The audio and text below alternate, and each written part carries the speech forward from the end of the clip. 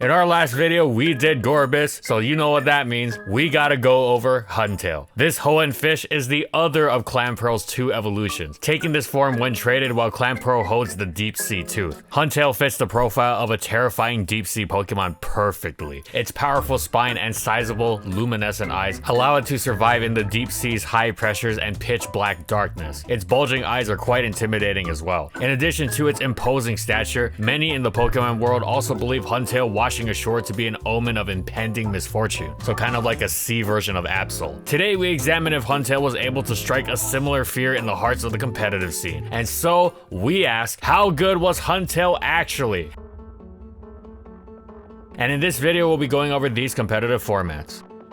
In its debut generation, Huntail was best suited to a role as a swift swim sweeper, setting up rain dance for itself and barreling through opposing teams with doubled speed and boosted water stab. Of course, so were many other swift swim packing water types, and sadly for Huntail, it wasn't nearly as well suited to the task as they were. In fact, one of the Pokemon that so thoroughly outclassed it was its counterpart Gorbis, whose gargantuan special attack stat dwarfed Huntail's in comparison. This wasn't necessarily a death wish, as teams can use more than one swift swimmer, right? Well, in UU, Gorbis itself pretty much had to be used alongside Amistar, and either Amistar would lay spikes and Gorbis would Swift Swim Sweep in its steed, or they would double up and both Swift Swim Sweep. However, if you weren't using Spikes Amistar and you wanted a standalone Swift Swim Sweeper, you would use Amistar for that purpose over Gorbis anytime. This meant Huntail was never going to be a viable choice. One would have to fit Amistar, Gorbis, and Huntail onto a team, and that just wasn't going to be worth it. As a result of its lack of UU viability, Huntail dropped to NU, where neither Amistar nor Gorbis existed. There, it really came into its own as a truly singular presence within the tier. The one turn Huntail used to set up Rain Dance was all it needed to become unquestionably the metagame's most instant, dangerous sweeper. It was the single scariest sight to see in the late game, where it set up and swam swiftly through the remains of teams with ruthless, peerless efficiency. It was especially effective when it opted for Mystic Water as its item, ensuring its Hydro Pumps would blast through bulkier neutral targets like Chimecho. Now, Huntail wasn't the best offensive water type in the tier, that was Wailord, which didn't need a turn of setup to be threatening, and was thus much easier to both slap on a team and use in battle. However, Wailord was actually one of Huntail's favorite partners. Huntail needed teams weakened before it could pounce on them and finish them, and Wailord excelled and weakened opposing teams. Its typing overlap with Huntail was valuable, as they shared similar counters, such as Dugong, which Wailord would draw in and weaken or destroy outright with self-destruct, perfectly paving the way for a Huntail sweep. Furthermore, one of the drawbacks to blowing up your Wailord was that even though you take an opposing Pokemon with you, you would no longer have its dangerous water stab, but packing Huntail in the back compensated for that perfectly. Huntail also had a great defense stat, which helped it quite a bit offensively, as it gave it opportunity to set up or the ability to take a hit and keep its sweep going against popular Pokemon like Pupitar and Hitmonchan, respectively. Huntail was such a threat that many teams were forced to go out of their way and compromise themselves just to make sure they weren't completely blasted apart late game. The extent of Huntail's threat level was so vast that it required specific checks, as it wasn't something you could just naturally play around, and even opponents keeping it in mind didn't slow down Huntail at all. It was just that good. Sure, Huntail needed some support to ensure successful setup, but it wasn't anything strenuous, and the effort required was more than worth it to reap the massive benefits of the best late game cleaner NU had to offer. So all in all, it took a while for Huntail to come into its own, but once it did, it firmly established itself as one of the most important pieces of Generation 3's NU metagame.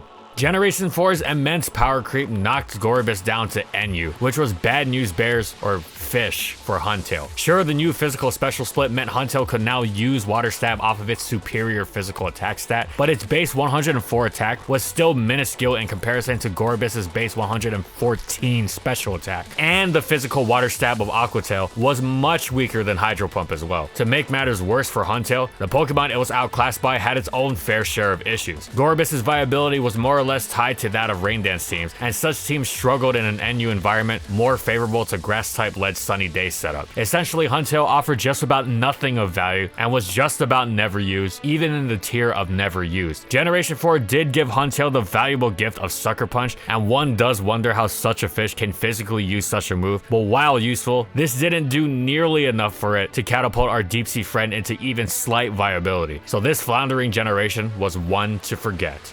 Generation 5 saw Huntail emerge from the depths, jaws snapping viciously, newly armed with one of the most terrifying moves in the game, Shell Smash. Now, as a sweeper, Huntail was outclassed by Gorbis for the same reasons as before, its lower attacking stat and weaker stab choice. However, even Gorbis wasn't being used as a Shell Smash sweeper. The vicious Skill Link Cloyster had that covered. Gorbis and Huntail were using Shell Smash for the same purpose, to pull off the widely feared Smash Pass combination, in which they baton passed their monstrous combination of Shell Smash boost to a dedicated recipient teammate. If the pass was successful, the game was often over, as these boosts passed to Pokemon such as popular recipients Espeon, Jirachi, Nidoking, Terrakion, and Moxie Salamence would often make them unstoppable. Now, Huntail was outclassed by Gorbis even at Smash Passing. The two possessed identical defensive and speed stats, but Gorbis was more dangerous offensively. For this reason, if a Smash Pass team only wanted the one Smash Passer, they'd go with Gorbis. However, Huntail still had an important role, as Smash Pass teams went with both it and Gorbis often, as this was a huge part of what made them so dangerous. Even if the first pass didn't end the game, the second often would. Smash Pass went through a gamut of tiering action across many metagames in Generation 5. Gorbis was always at the forefront of such events, leading the chaos that led to the strategy's early removal from UU and RU that prevented its use in NU, while also ensuring the strategy was eventually removed from OU. Huntail was present in such discussions as well, as it served to further demonstrate the ridiculous overpowered nature of the strategy. That said, it was often overlooked, since Gorbis was still ridiculous as a standalone passer, and Huntail had to compete for the role of second Smash Passer with the Spore Packing Smeargle. It was usually players saying, quote, "Look how ridiculous Gorbis is." Oh, and Huntail can act as a second Gorbis, which makes it worse, end quote. However, in spite of not getting quite as much credit as it probably deserved, for example, if Gorbis didn't exist, Huntail would have almost certainly taken its place and wreaked all the same Smash Pass havoc all on its own. Huntail's presence was undoubtedly important in ensuring the player base truly understood the absurd brutality of the strategy. There was little scarier than effectively having to face Gorbis twice. Of course, once Smash Pass was gone, so was Huntail. It had no place in NU, and it was thoroughly outclassed as a standalone Shell Smash sweeper by Gorbis, who was decent but also struggled to distinguish itself from the tier's premier Shell Smasher, Caracosta. As such, Huntail was not considered a legitimate NU Pokemon by usage and dropped to untiered. Still, to judge it solely by that tiering placement would be unfair. Sure, it became an untiered Pokemon, but it also facilitated the destruction of many an OU heavy team. And yeah, it lived in Gorbis' shadow no matter where it went, but that's not a bad thing. If one band rips off another, it's more than fine as long as the rip-off band does what they do really well. And Huntail certainly did that. It was genuinely terrifying in its own right. It was like listening to a Nirvana cover band that was virtually indistinguishable from the real deal. So not bad at all, and in fact pretty awesome. So all in all, Huntail had a solid Generation 5.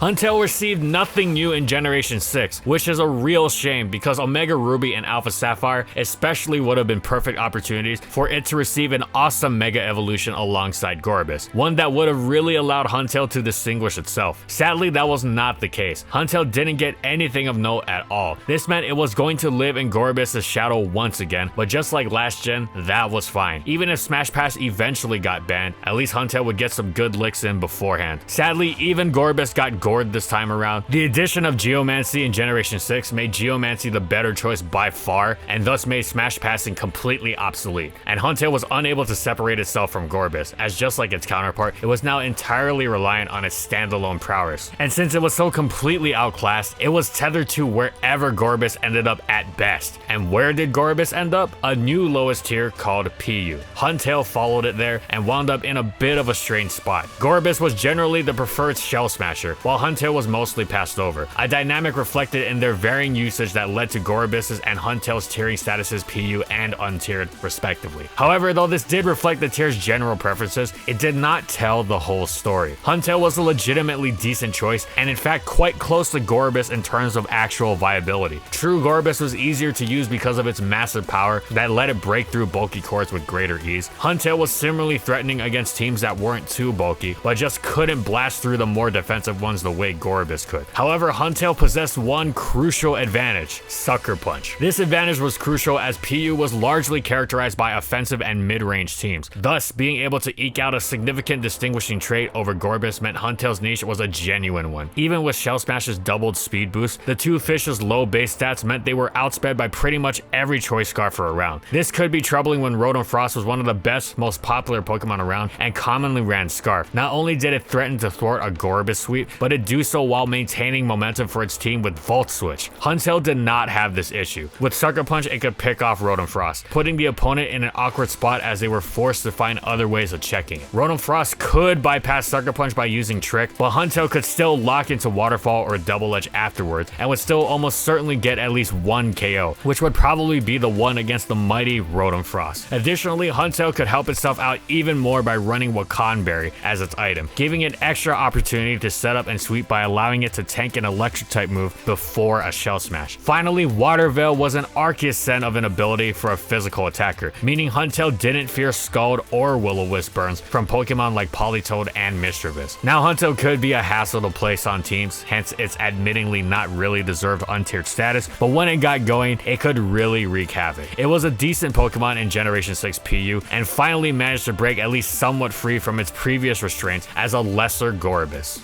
Sadly, Generation 7 made fried fish out of both Gorbis and Huntail. The PU tier underwent a stunning amount of power creep. Gorbis itself was outclassed 6 ways to Sunday, which meant Huntail definitely stood no chance. Sucker Punch definitely wasn't going to help in any meaningful way, not when Scarf Primeape shrugged it off easily, and not when the move's base power had been dropped from 80 to 70, making it even less impressive, even at +2 attack when unstabbed and coming off of Huntail's attack stat. Huntail dropped to untiered again, and this time it was completely deserved. But on the bright side, so did Gorbis.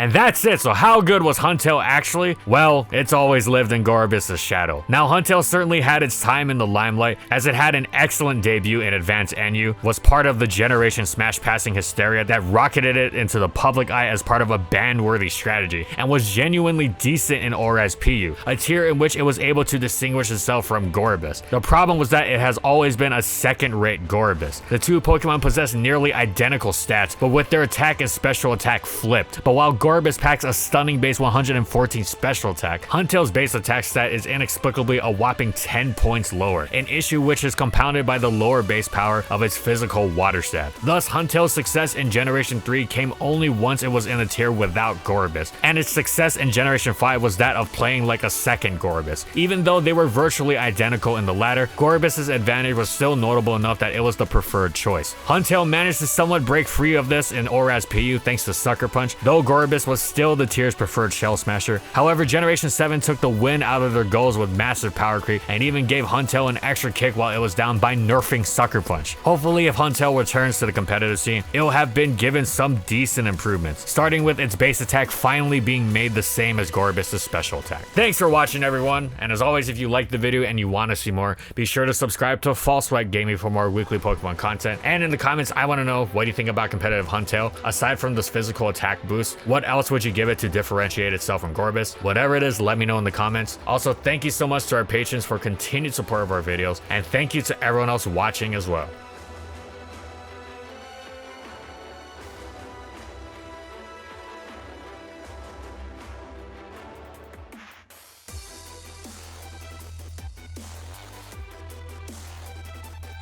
And follow my crew on these social media platforms. And that's all I got. See you next time, everyone.